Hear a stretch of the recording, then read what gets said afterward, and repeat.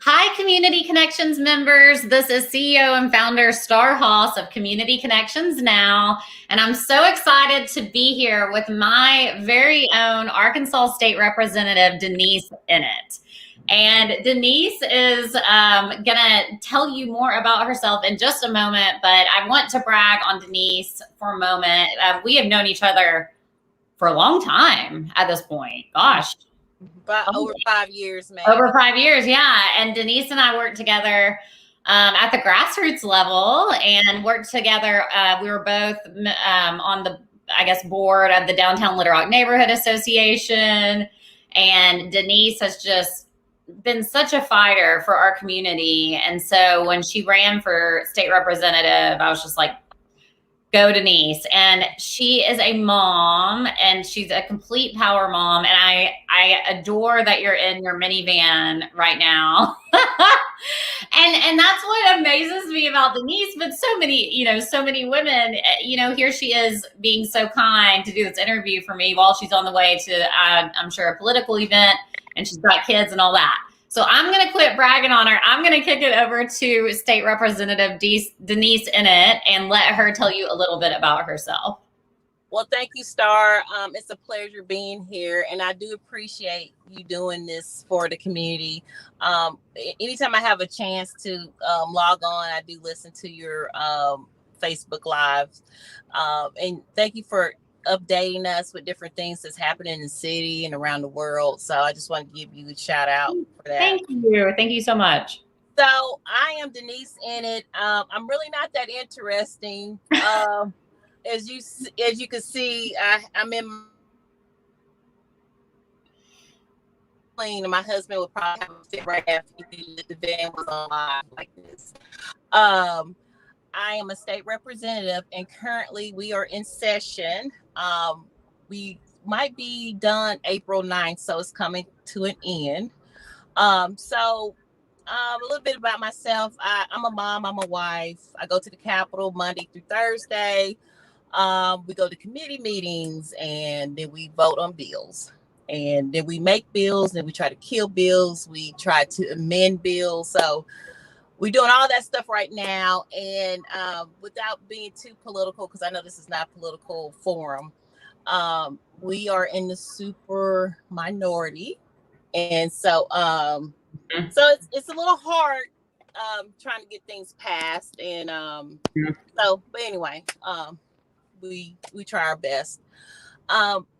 Since you talk about pivoting all the time, pivoting is something that women do all the time. And I don't even think of it as pivoting because we do it. It's just so normal. Yeah. I go to work, and then I take my kids to school in the morning. Yeah. Get their clothes ready, and then go to the Capitol, and then my mom picks them up during the, after school. But some things that I had to pivot, especially during COVID-19, learning how to educate your kids during COVID. I mean, I don't think anybody has figured that out yet. So no, I've tried so many times. I'm just not even going to try to lie and act like I haven't. I mean, that as soon as school was out this time last year, it was just like, oh my God. And my kids suffered. I suffered a little bit. And Cecil, he's still working at the house. So that was a pivot, trying to learn how to educate your kids under COVID-19. Learning how to engage with your constituents during COVID-19, that was proved to be kind of difficult. So we had to do a lot of Zoom calls since we couldn't really meet people in person. And I was so concerned about people in my district.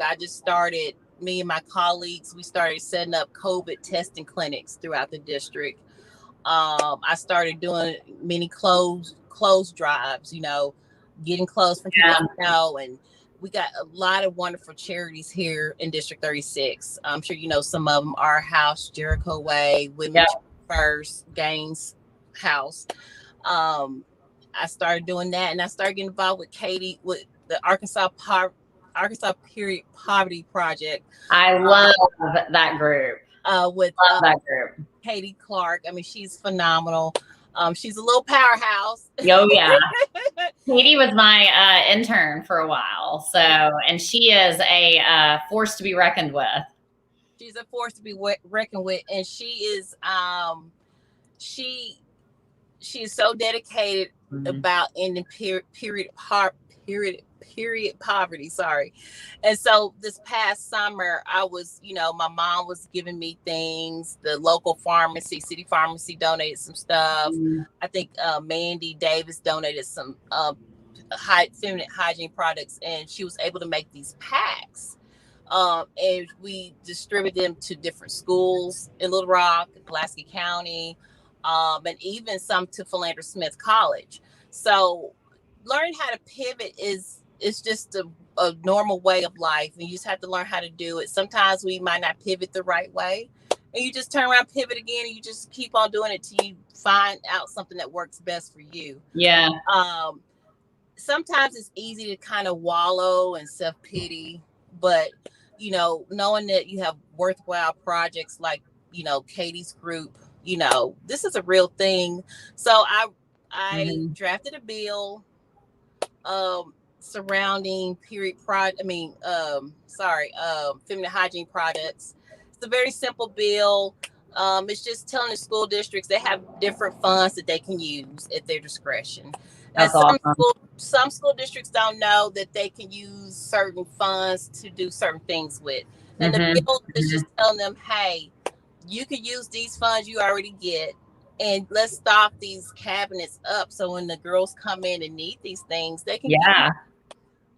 In Arkansas, about 50% of us are female. And we have to start at that level. And, when you're 12 and 13 or even younger, and you got to deal with your period, Yeah. I was with my dad when I started my period the first time. That was so fun. I mean, it's never a good thing. I mean, it's a good thing, but it's not a good thing when you're 12 years old, right? Yeah. Yeah. And, you started yours with your father, so you probably like, oh my God, but but I'm having that in school is so important, and I'm so excited to hear about that bill that you drafted. And at the same time, like, my mind is kind of twirling because it's like, how is this? It's hard to doesn't exist. Now, full disclosure, some schools do. Yeah. Okay. Some that don't, and it's not, I don't think it's a malicious thing. I just think it's just like, okay, somebody's going to buy it. The nurse is going to buy it. The teacher's going to buy it. The principal's going to buy it. So it's not, I'm not throwing anybody under the bus, but these are just simple things that we could do. Like if you cut yourself and you go to the nurse, she cleans up your wound. She give you a Band-Aid, right? Yeah. Same thing. If you need this and you go to the nurse, you get it and you go about your business. So we just want to make sure that the cabinets are stocked up, so when girls need these things, it's there.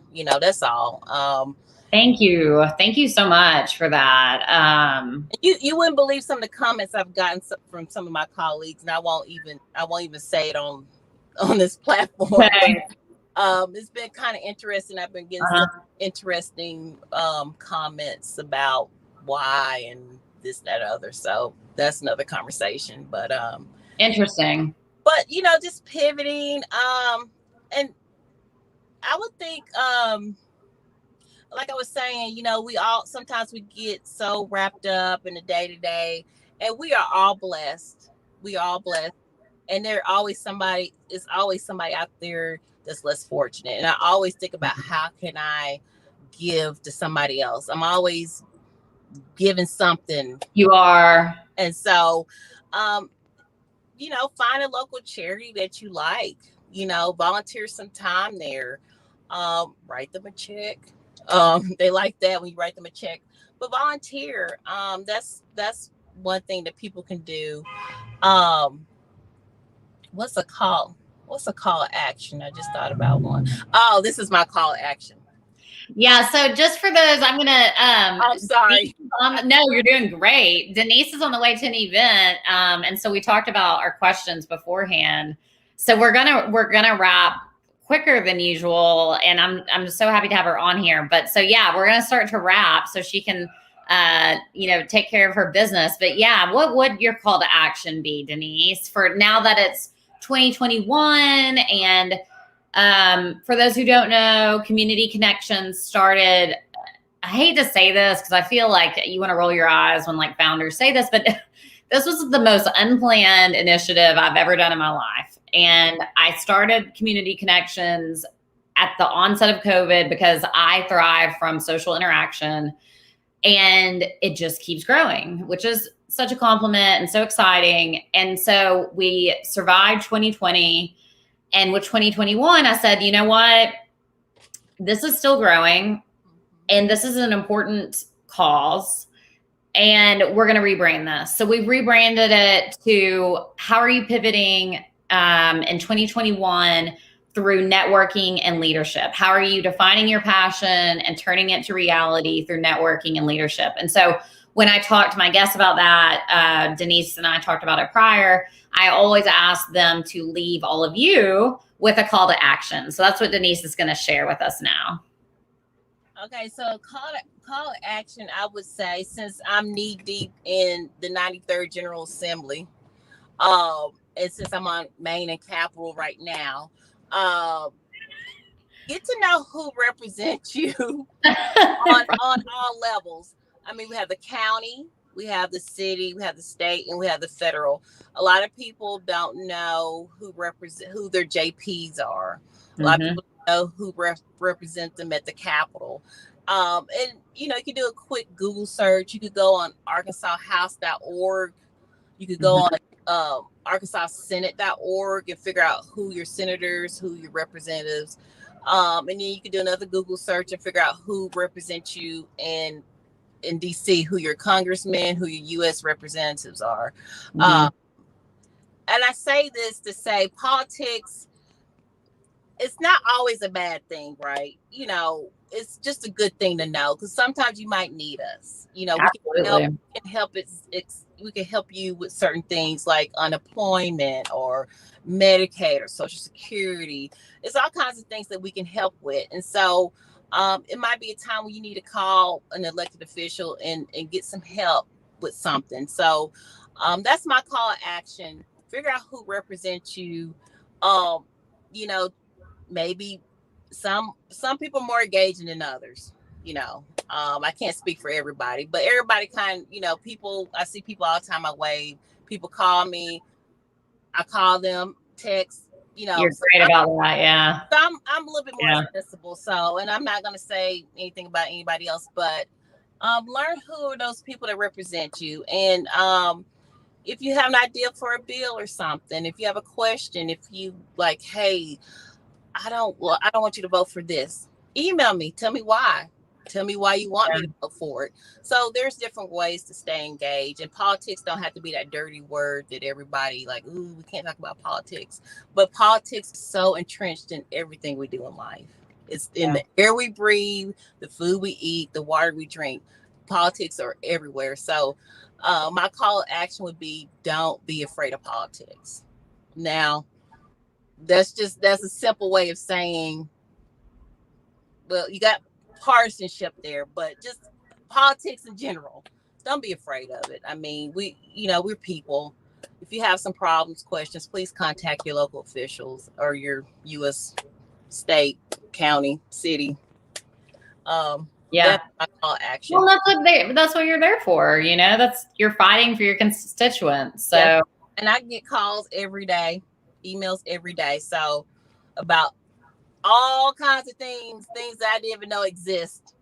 And if I can't help you, if it's a federal thing, I get on phone and call Representative Hill's people or call Senator Cotton's people, and we try to connect the pieces and help people that way. So that would be my call. Oh, and consider getting the vaccine. And I know, some people don't want to, and that's fine, but just consider doing it.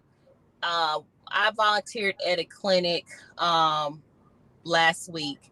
It was so inspiring to see over 500 people coming to get their first shot. It's very inspiring. So if you want us to get back to a new normal, let's get our shots. If you have, there's all kinds of information. CDC has information on it. It's not for everybody, but if you consider doing it, please do it. We almost there. So let's just keep on going. Keep on wearing your mask. Get your shots. Let's go. I love it. Yeah, my husband and I, we got our first shots last week.